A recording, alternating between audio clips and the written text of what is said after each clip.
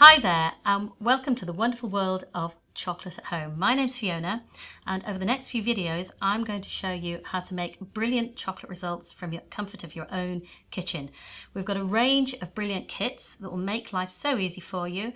We're going to be making truffles, canapes, breakup bars, and even a range of lollipops for the children. So do join me for the next few videos. If you want to see more about what we can offer you, then please do go online at www.chocolateathome.co.uk for more information.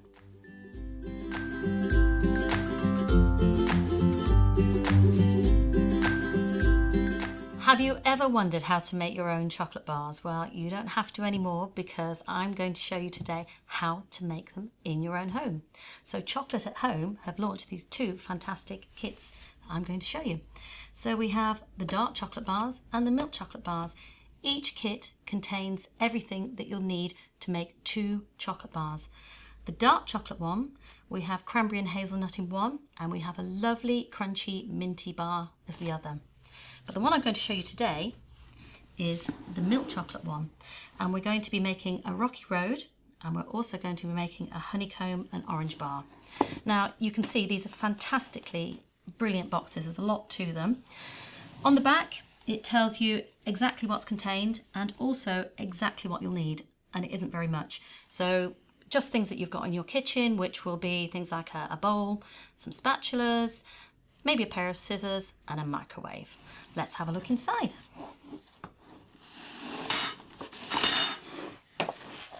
Okay, so I'm just going to open it up. So the first thing you'll see is we've got a leaflet in here. Now this is really important, and to ensure really good results with your chocolate making, it's important that you adhere to all the details in here. But don't worry, I'm going to show you everything about it as we go along. Now let's take a look inside and see what we've got.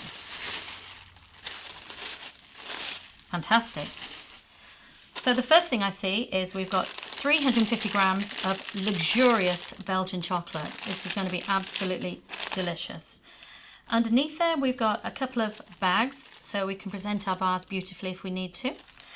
And then for the rocky road I've got marshmallows, popping candy and little biscuit pieces. And then for the next bar I've got some orange pieces and some honeycomb too. Firstly though, I'm going to talk about this fantastic mould we've got here. Now if you look after this carefully, this is going to last you over and over again, and you can restock from the Chocolate at Home website. So if you want to make more bars, it's all there. First of all, don't put this in the dishwasher because it's not dishwasher proof. And also don't use washing up liquid because it will leave a greasy residue on the mould. So all you need to do when you wash this is just use warm water, clean it off, and it will be good to go. Now, every time you touch this mould, you're going to leave a little greasy mark. So if you're going to use this again, make sure you polish any marks out before you start. Just use a soft cloth or a piece of kitchen roll, and then that's fine. Right, now I think it's time to start making some chocolate. So I've got my large plastic bowl here, and I'm going to take my chocolate and I'm going to melt this in the microwave. There we go. Always refer back to your leaflet. Your leaflet will tell you exactly how much time you need to use. It's really important that we get this bit correct. Here we go.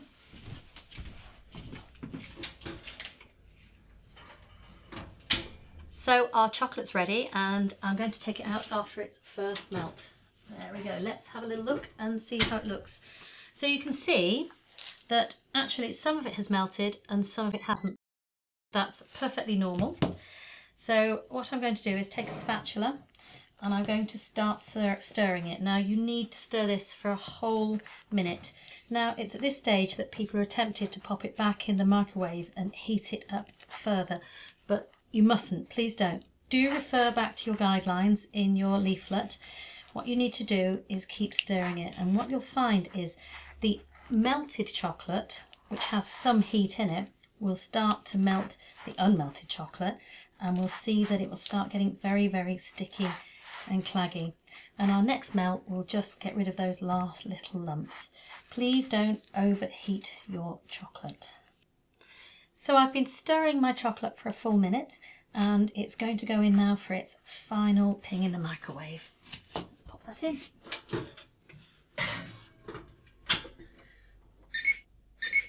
So I think our chocolate is just about up to time on its second melt, so there it is. Let's go and have a look.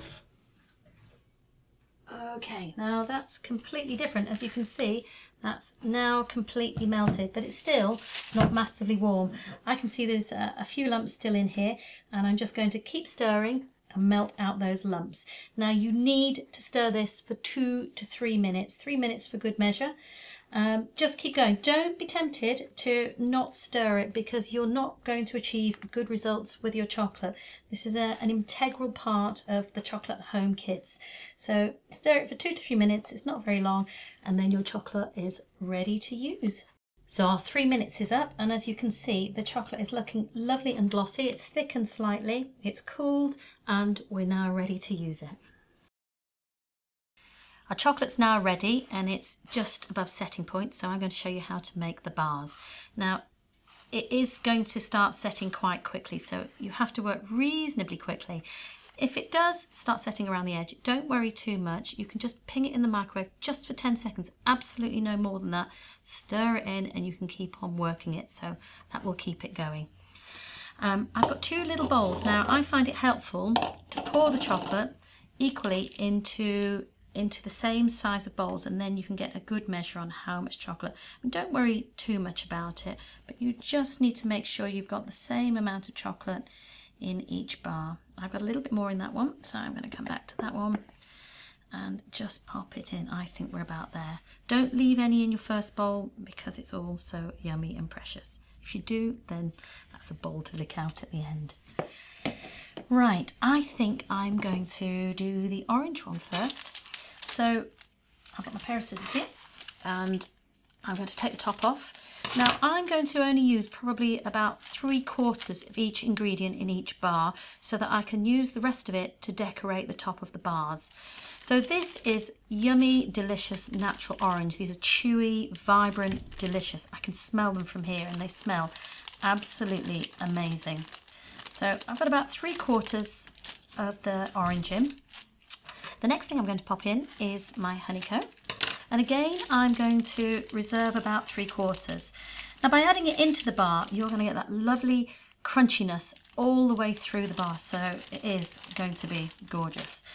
My tummy's rumbling already and I can't wait to try these. So I've stirred it all in. Make sure all the ingredients are completely coated. And then all you need to do is pour that mixture into your bar mould, like so. Make sure you've got as much of that chocolate out as is possible. Give it a good scrape. And then I'm going to just use the back of the spoon just to make sure it goes into all of the corners. It's best to be as tidy as possible. Try not to get it outside of the mould because it will just make a messy bar. And then we're on to our next one. So my chocolate's still working, that's fine, it hasn't set at all. First thing I'm going to put in are my marshmallows. Now again, I'm probably actually going to put about half of these in because I think these are probably best reserved for the top. If you put too much of the marshmallow in, you'll find that it's just a bit lumpy bumpy. So let's leave most of those for the topping. We've got our crispy, crunchy little biscuit pieces here. Let's take the top off. I would say about 3/4 of those.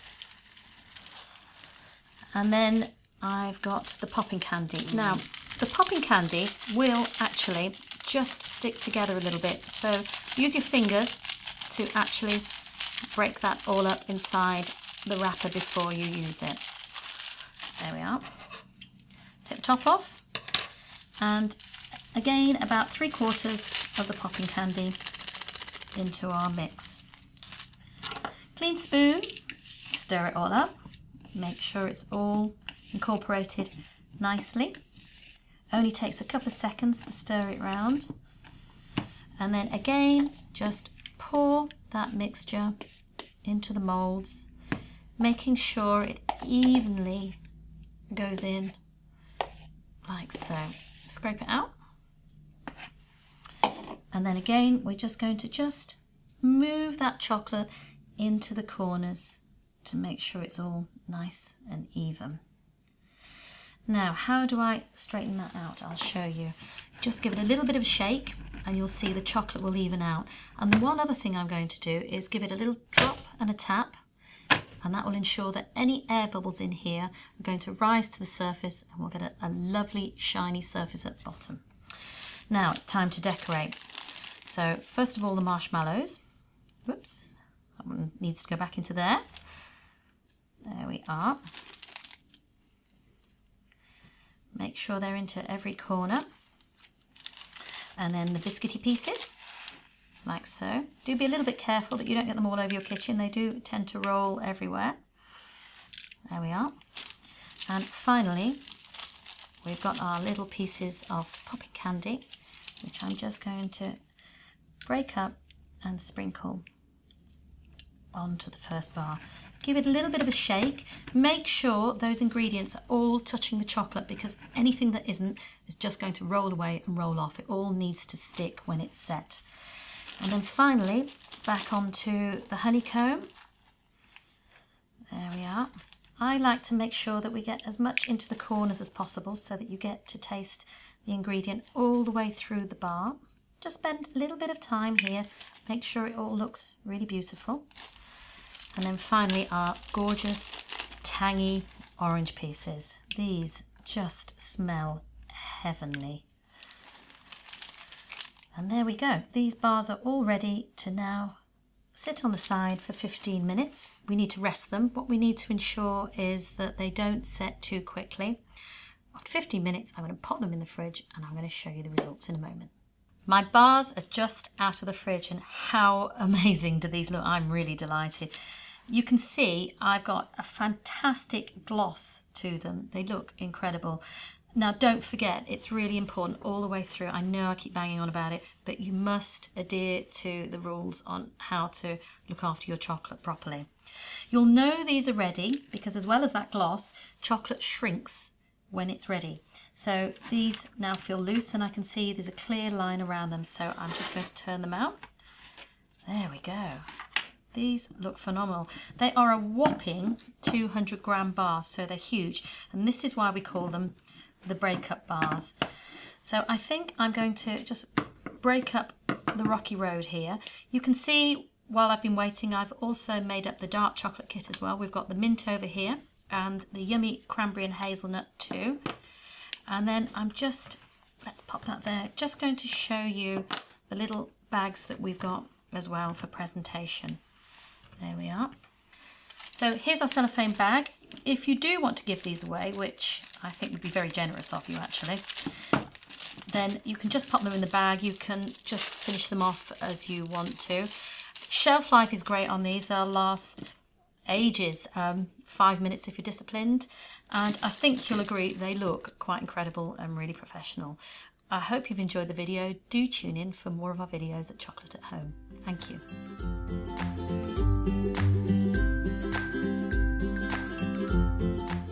Just a quick word to the wise on storage. Once you've made your chocolate, if you have got any left, you can keep them in the fridge perfectly well, or you can store them room temperature, that's fine. All you need to do is make sure that they're in an airtight container, particularly if they're in the fridge. Chocolate is notorious for taking the different flavours that you might have there, so onions and garlic, and you certainly don't want that. Also, just ensure that no moisture can get in, and these will last as long as you can resist.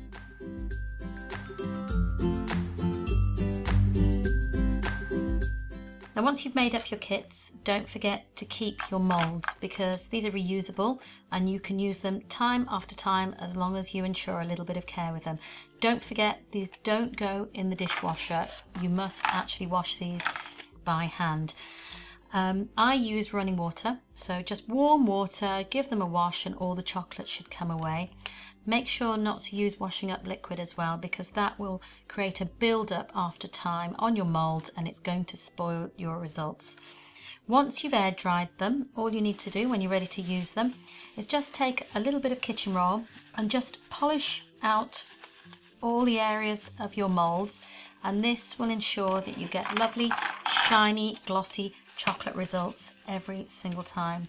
It'll also mean that the chocolate's going to come away from the mould nice and easily. Now the other thing I wanted to just mention to you was this brush. Again, this is a wonderful food safe brush. It's a really high quality one. I've kept my little shield here, and this will mean that all the bristles will stay in the right direction. When you're ready to wash it, again, just under running warm water, we'll just make sure that it's clean. Just dry it at air temperature, and when you're done, pop the little top on it and it's good to go.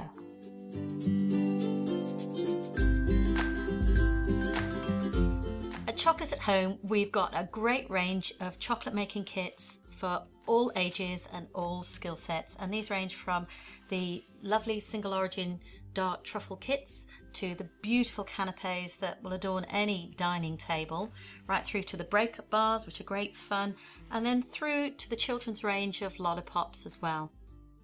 Don't worry, if you've got those reusable molds, you can go online as well and you can order refill kits too, which I think is a great idea, a fantastic value, and it means you can reuse those molds. Personally, I'm really looking forward to the white chocolate, raspberry and biscuit one that we have here. So don't forget to go online and order lots more kits, refills at www.chocolatehome.co.uk, and you can order them for you, your friends and your loved ones. Have fun.